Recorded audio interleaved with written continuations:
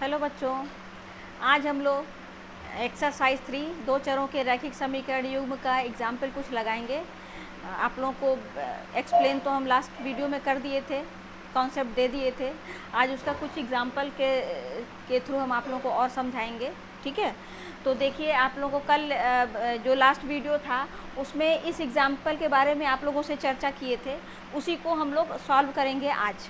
ठीक है, देखिए उसमें क्या था कि अखिला एक मेले में चरखी पे चढ़ती है तथा हुपर खेलती है। हुपर खेल क्या है? हुपर एक ऐसा खेल है एक जिसमें टेबल पे बहुत सारी चीज़ें रख दी जाती हैं, मतलब कुछ खिलौने, कुछ बिस्किट, चॉकलेट कुछ रख दिए जाते हैं और एक रिंग होता है, ऐसे फेंका जाता है। फेंकने पर वो रिंग जिस चीज़ में चला जाता है वो चीज़ अपनी हो जाती है। जैसे मान ली चॉकलेट पे चला गया, चॉकलेट अपना हो गया। ठीक है, खेलती है वह एक बार चरखी पर चढ़ती है और एक बार हुपर खेलने के लिए 4 रुपये, वह एक बार चरखी पर चढ़ने के लिए 3 रुपये खर्च करती है और एक बार हुपर खेलने के लिए 4 रुपये खर्च करती है। ठीक है, यदि उसने कुल 20 रुपये खर्च किए तो बताओ वह कितनी बार चरखी पर चढ़ी और कितनी बार हुपर खेली। साथ में इसमें एक चीज़ और है कि वह जितनी बार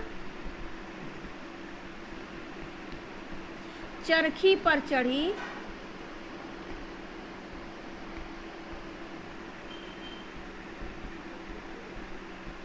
उसके आधे बार हुपर खेली।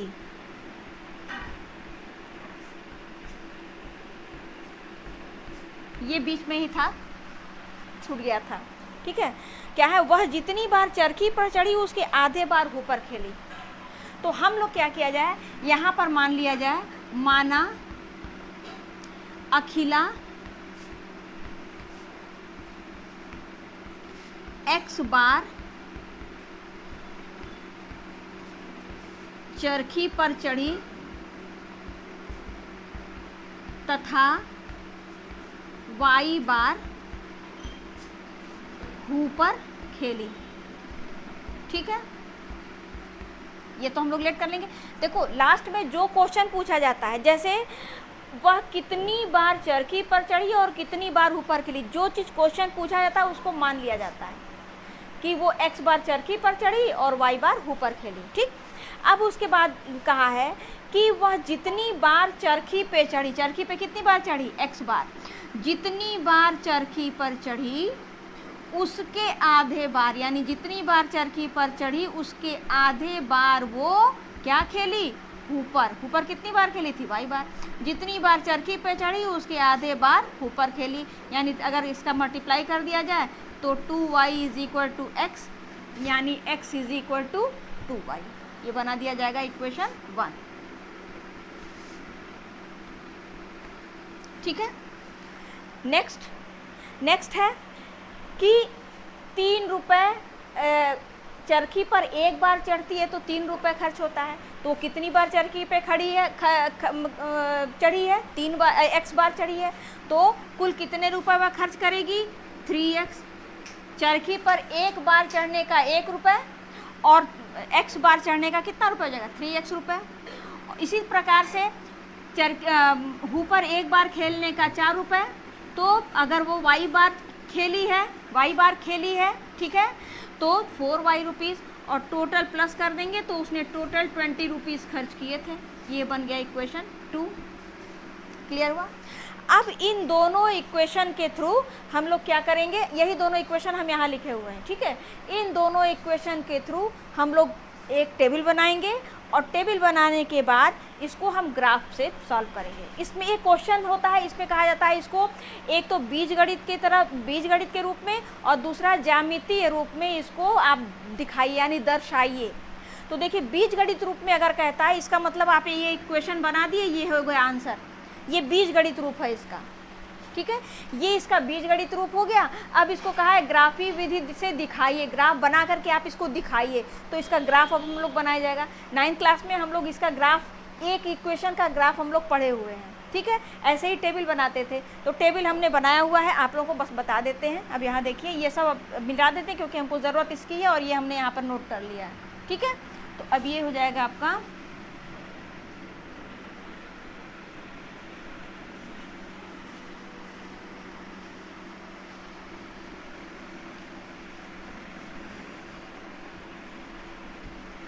अब देखिए x is equal to 2y है, x is equal to 2y, तो अब हम लोग क्या करेंगे इसमें कि y क्या है, स्वतंत्र है, x is equal to 2y में y स्वतंत्र है। स्वतंत्र का मतलब होता है इंडिपेंडेंट, और ये x है परतंत्र, परतंत्र का मतलब होता है डिपेंडेंट। मतलब कि जो स्वतंत्र होता है उसकी वैल्यू अपने मन से रखते हैं, और जो परतंत्र होता है ये वैल्यू रखने पर ये उसी हिसाब से वैल्यू चेंज होगी। जैसे इसकी वैल्यू 0 रखेंगे तो x की वैल्यू 0 आएगी, इसकी वैल्यू 1 रखेंगे तो इसकी वैल्यू 2 आ जाएगी, ये, लेकिन इसकी वैल्यू अपने मन से नहीं रखेंगे, ठीक है। तो अब इसमें देखिए y की कुछ वैल्यू अपने मन से रख लेते हैं। इसमें देखिए एक बार 0, 1, 2 और -1 ये अपने से, कुछ पॉजिटिव और कुछ निगेटिव रख लेते हैं, और ज़्यादा से ज़्यादा मैक्सिमम 3 या 4 तो बहुत कम, 3 या बनाते हैं, ठीक है। लाइन तो 2 पॉइंट से ही बन जाएगा, बना लेते। अब देखो x इज इक्वल टू 0 रखे तो यहाँ 0 रखेंगे तो 2 इंटू 0 बराबर 0, x बराबर 0 हो गया। y इज इक्वल टू 1 किए तो 2 into 1 is equal to 2, y is equal to 2 किए, यहाँ y पहले लिखा है तो 2 2 जार 4, x is equal to 4, y is equal to -1 किए तो ये -2x इज इक्वल टू, ठीक। अब ठीक इसी तरीके से दूसरा है, दूसरे में देखो क्या है, इसको हम लोग 3x is equal to 20, 4y को इधर ला दिए -4y, या x is equal to 20 - 4y upon 3। अब यहाँ पे y की वैल्यू तो हम लोग कुछ भी रख सकते थे, लेकिन y की ऐसी वैल्यू रखी जाए जो कि जो भी आए वहाँ उससे ये 3 से वो कट जाए, ताकि फ्रैक्शन में हमारी वैल्यू ना आए। जैसे अगर मान लो यहाँ पे 1 रख देते हैं तो यहाँ आ जाएगा 20 में से 20, अगर इसको 1 रख देते हैं तो 20 - 4 into 1 upon 3 is equal to 20 - 4 upon 3 is equal to 16 upon 3, जो कि कटेगा नहीं तो ये फ्रैक्शन में आ जाएगा। और हम कोशिश करते हैं कि y की ऐसी वैल्यू रखें कि ये फ्रैक्शन ना आए, मतलब कट जाए। तो देखो यहाँ पे अब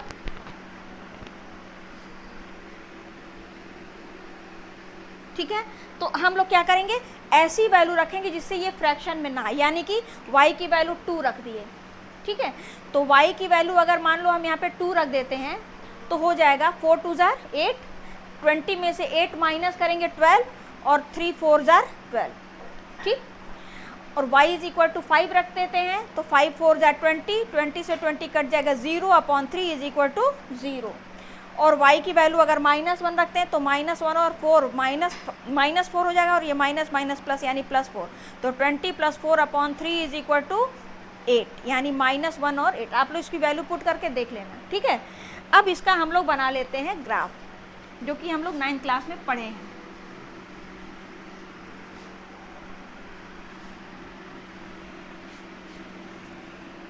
अब देखो x की मैक्सिमम वैल्यू कहाँ तक गई है, इसमें 4 तक गई है, और इसमें कहाँ तक गई है 8 तक, तो हम लोग 8 तक ले जाएं।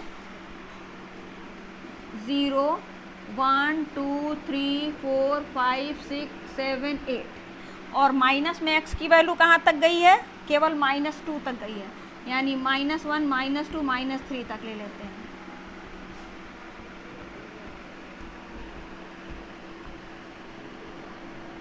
ठीक, अब y की वैल्यू पॉजिटिव में मैक्सिमम यहाँ 2 और यहाँ पे मैक्सिमम 5, यानी 5 तक ले जाते हैं। 1 2 3 4 5 और 6, 1 2 3 4 5 और 6। उसके बाद निगेटिव में y की वैल्यू -1 और -1 तक है, यानी यहाँ ले लो -1 और -2। अब इसका ग्राफ बनाया जाए, पहले वाले का x इज इक्वल टू 0 पे y इज इक्वल टू 0, तो ये 0 यहीं पे होता है।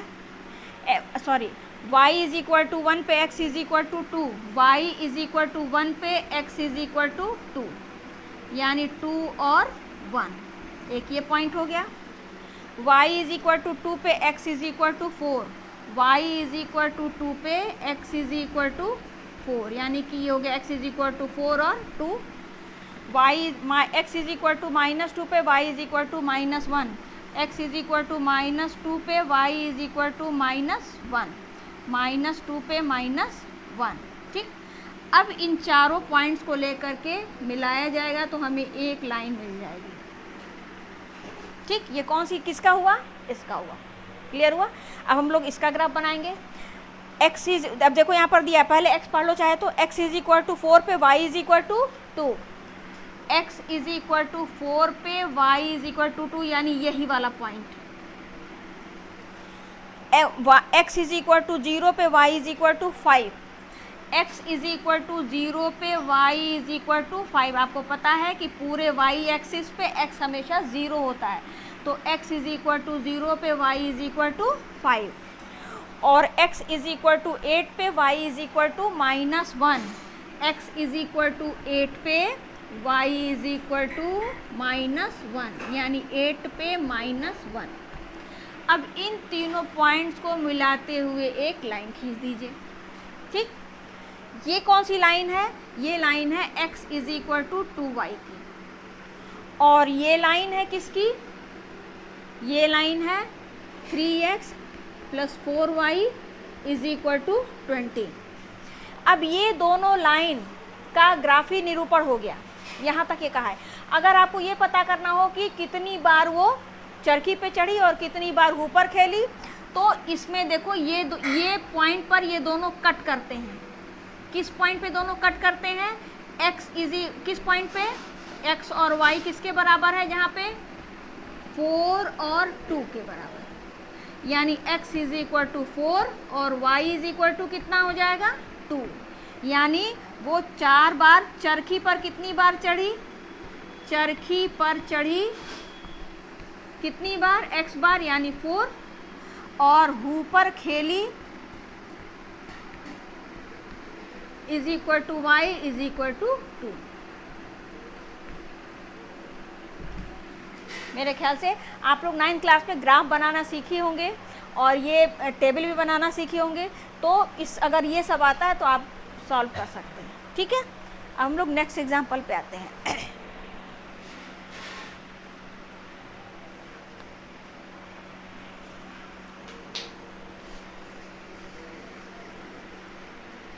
अगर आप लोग को इसको नोट करना हो तो वीडियो पॉज करके नोट कर लीजिएगा। नेक्स्ट बताते हैं हम।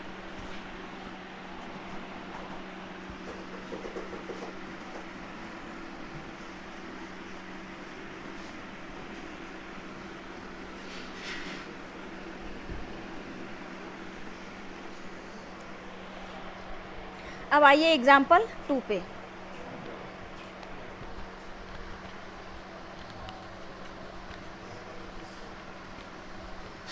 अब एग्जाम्पल 2 है कि रोमिला एक स्टेशनरी की दुकान में गई और 9 रुपए में 2 पेंसिल और 3 रबड़ खरीदी। कितने रुपए में? 9 रुपए में 2 पेंसिल और 3 रबड़। ये है एग्जाम्पल 2। ठीक है, उसकी सहेली सोनाली ने रोमिला के पास नई तरह की पेंसिल और रबड़ देखी और उसने भी 18 रुपए में उसी तरह की 4 पेंसिल और 6 रबड़ खरीदी। 2 फ्रेंड्स थी, एक थी रोमिला और दूसरी थी सोनाली। ठीक है, तो रोमिला गई 9 रुपए में 2 पेंसिल और 3 रबड़ खरीदी, और सोनाली गई 18 रुपए में इसी के जैसी सेम 18 रुपए में 4 पेंसिल और 6 रबड़ खरीदी। ठीक है, और उसने भी 18 रुपए में। अच्छा, ये हो गया। इस स्थिति को बीजगणितीय तथा ग्राफी रूपों में व्यक्त कीजिए। ठीक है, बीजगणितीय रूप यानी इक्वेशन बनाना है और ग्राफी रूप मतलब ग्राफ से बताना है। तो ठीक है, ये पहला क्या है? रोमिला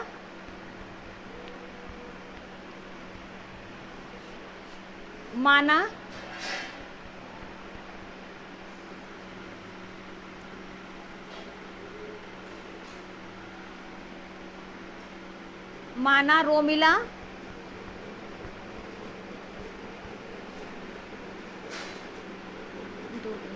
माना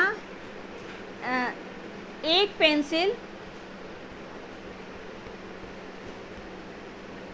पेंसिल का मूल्य बराबर x रुपए और एक रबड़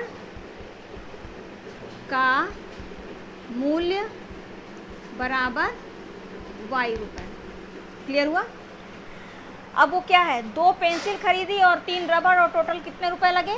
9 रुपीज़। तो इसका हम लोग लिख सकते हैं बीजगणितीय रूप,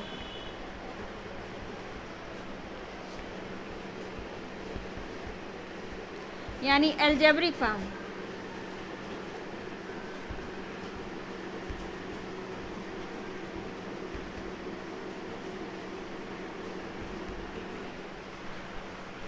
एल्जेब्रिक फॉर्म क्या है? कितनी पेंसिल खरीदी? 2 पेंसिल। तो एक पेंसिल का मूल्य कितना है? x रुपए। तो 2 पेंसिल का मूल्य कितना हो जाएगा? 2x प्लस 3 रबड़ खरीदी, एक रबड़ का मूल्य कितना है? y रुपए। तो 3 रबड़ का मूल्य कितना हो जाएगा? 3y और टोटल कितना पैसा खर्च की? 9 रुपीज़। एक तो ये हो गया, ये रोमिला के द्वारा हो गया। और ये कौन खरीदा है? रोमिला। और ये कौन खरीदा है? सोनाली। ठीक है। अब सोनाली के द्वारा देखिए, सोनाली 4 पेंसिल खरीदी, तो एक पेंसिल का दाम x रुपए, तो 4 पेंसिल का दाम 4x रुपए। 6 रबड़ खरीदी, एक रबड़ का मूल्य y रुपए, तो 6 रबड़ का मूल्य 6y और टोटल कितना पैसा दी? 18 रुपीज़। ये क्या हो गया? 2। तो ये देखिए एल्जेब्रिक फॉर्म तो ये हो गया। ठीक है।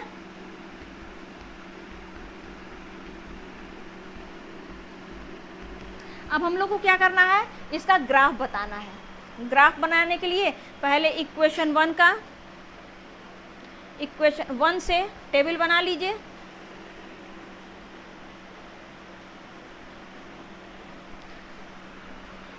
इक्वेशन 1 से बनाएंगे अगर, तो हम लोग लिख सकते हैं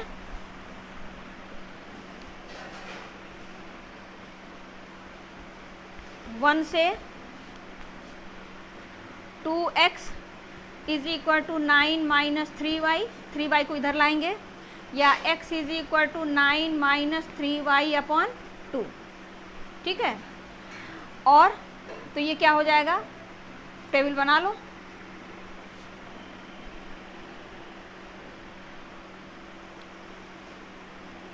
y है और x है।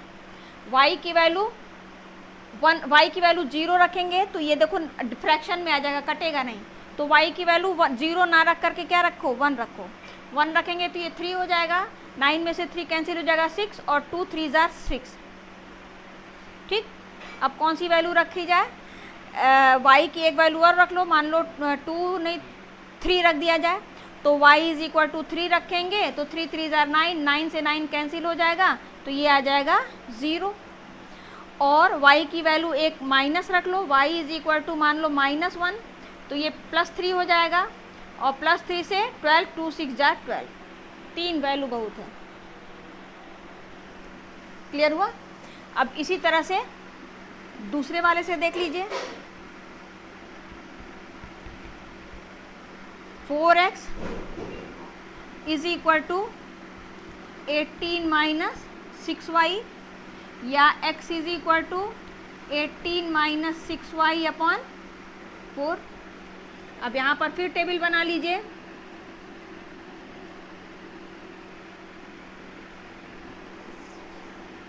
इसका टेबल यहाँ बना लीजिए।